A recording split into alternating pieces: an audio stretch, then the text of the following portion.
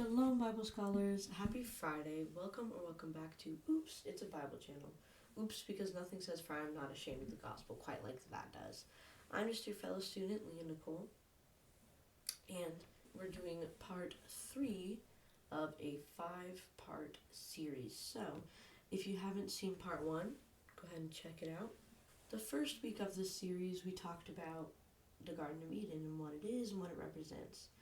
And then last week, we talked about the time when it was completely broken. This week, we're talking about I almost want to say a take two, but not quite. It's because that implies that God was just like, well, we'll see what happens. But kind of almost like an Eden part 2. And that is Israel and the Promised Land, which is why I have this on my head, but I don't want to have it on my head the whole time. Sorry, it's a little bit weird today. Anyways.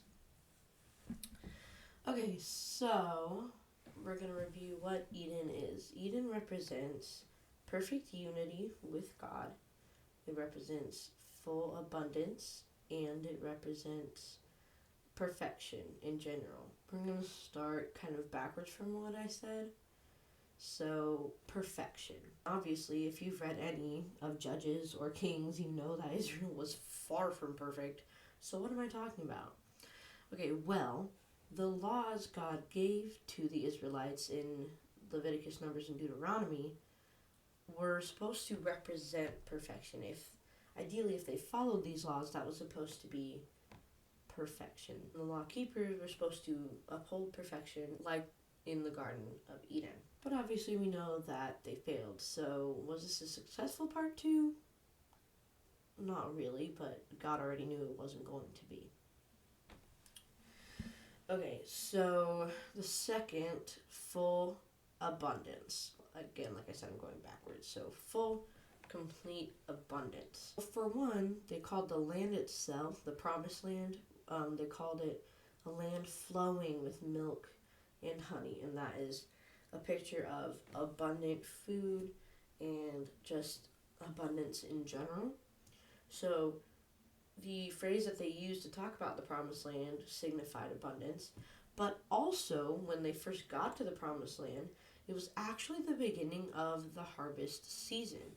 So when the Israelites took over Canaan, they got a lot of abundance and produce that they didn't have to toil or work for, like in the Garden of Eden. Also, when the Israelites first went to the Promised Land with the spies, 2 of them brought back a giant grapevine, and we're just talking about how abundant the land was and the fact that God had promised it to them. If you'd like to read that story for yourself, because I barely tapped into it, it's right here. Next, closeness with God.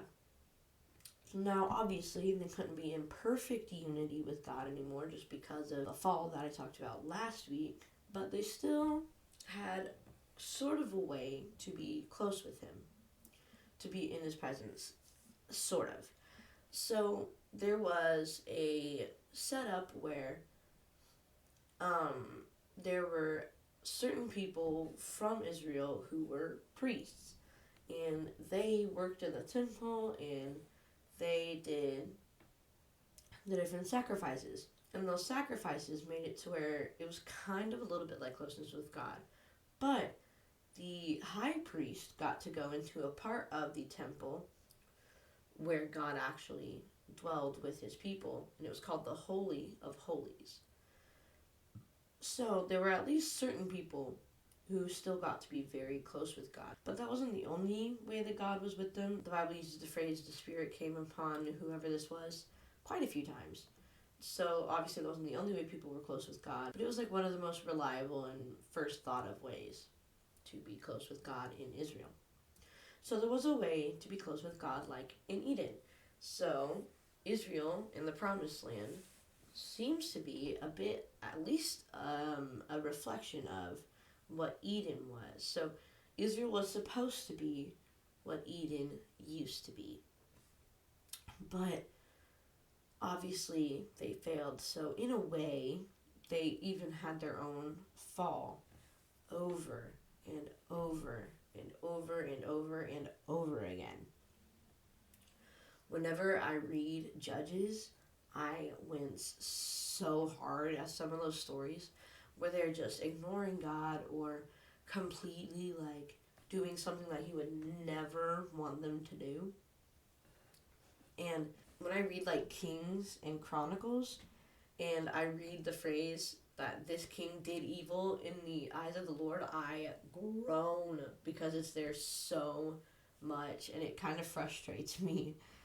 But it also kind of reminds me of people in general because we turn away from God all the time. We are living in a time where we know that we can be forgiven and we know how that happened, and that was through Jesus Christ. And if you don't know much about that, I have a video about that right here. So we all kind of have our own Edenic fallen away. That's an interesting phrase. Anyways, and the last little point that I'm gonna make, it's a little bit of a stretch, but